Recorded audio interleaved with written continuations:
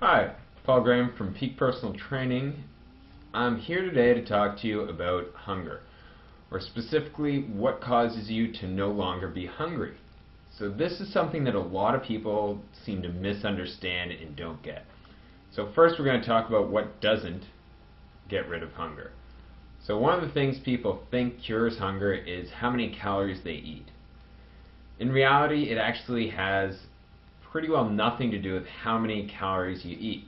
You think about the fact of if you go to McDonald's, let's say, and you get Big Mac, fries, Coke, and maybe a milkshake. You can eat that, and then an hour later you're probably still going to be hungry, or you're still able to eat. That's because the food doesn't have a lot of nutritional quality to it. It's really high in calories, but there's almost no nutrition to that food.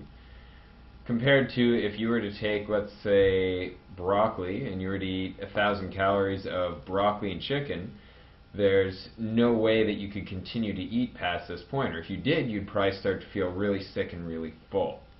So even though these foods are around the same amount of calories, they have a very different effect on which ones are able to satisfy your hunger and which ones aren't. So calories do not affect your hunger. Second one we're going to talk about is people think how much you eat. So physically, how much food do you put into your body? Most people think, well, if I physically eat a lot of food, that's going to make me feel full, or that's going to no longer make me feel hungry. But this actually doesn't make a lot of sense, especially if you start looking at the anatomy. So most people don't actually know how big their stomach is. It's going to vary from person to person, obviously, but kind of an average would be an empty stomach is around 50 milliliters. To give you an idea, have a can of my son's baby food here. So this is about 60 milliliters. So your stomach, when it's empty, contains about this much. Okay? Most people's stomachs are able to obviously stretch out. They can stretch out to around 4 liters. So to put that into perspective, my water bottle here is 1 liter. So most people's stomachs can stretch out to be 4 of these. Okay, so it goes from being 1 of these to 4 of these. Okay, so how many of you are actually eating that much food at a sitting? Think about your plate being filled with 4 times this amount in a sitting. I would put money down all of you aren't eating that much at a sitting. So your stomach actually has the ability to stretch out quite a bit.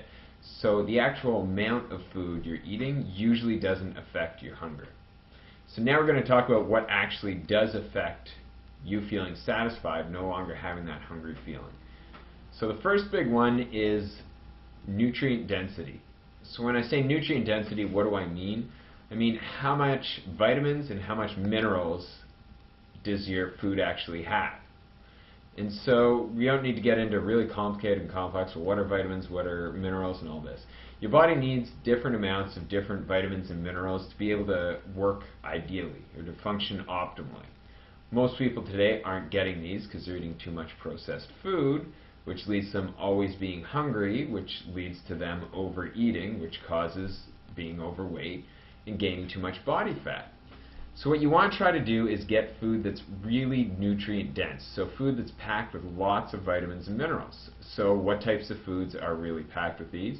I mean, the big one, vegetables. Vegetables are really packed with vitamins and minerals. So you want to try to eat vegetables at least 4 times a day to make sure you're getting lots of different vitamins and minerals. You want to make sure you're getting a variety of these vitamins and minerals. So you have to eat lots of different types of vegetables because each one's going to be composed of different amounts of vitamins and minerals. Fruits also have quite a bit as well, so you want to try to get lots of these in too. But start with vegetables, make vegetables your base of all your meals, okay? So the other way that your body feels satisfied is fats. So fats get a really bad rap in our society, especially the people that want to lose weight think they have to cut fats out. Fats don't make you fat, okay? Want to really stress that. If you're eating real fats, so from real sources like butter or from avocado or from nuts that haven't been altered by being roasted or being salted, but actual real whole nuts, or through eating lean animal meats, these types of fat aren't going to make you fat. Okay, it's really hard for a lot of people to understand this or get this through their head, I have a lot of clients come in to me that want to lose fat, and they've been eating low-fat dairy, they've been cutting all their fat out, and they're scared to death of fat. Fat doesn't make you fat if it's coming from real sources. Dairy is meant to have fat in it. You want to get dairy that's 4 or 5% fat. You don't want low-fat dairy because the food's been even highly processed, even more processed. And the reason why is fat is one of the big triggers that signals your body it's satisfied and you're no longer going to be hungry. This is why most people who go on most of these fad diets or go to these weight loss programs, they feel hungry all the time and they're starving all the time. It's because they're cutting all the fat out of their diet. You want to make sure you're getting lots of quality fat every single time you eat. Okay? I'll stress this again, fat is not going to make you fat if it's coming from real sources. Every time you eat, try to get some quality fat in there.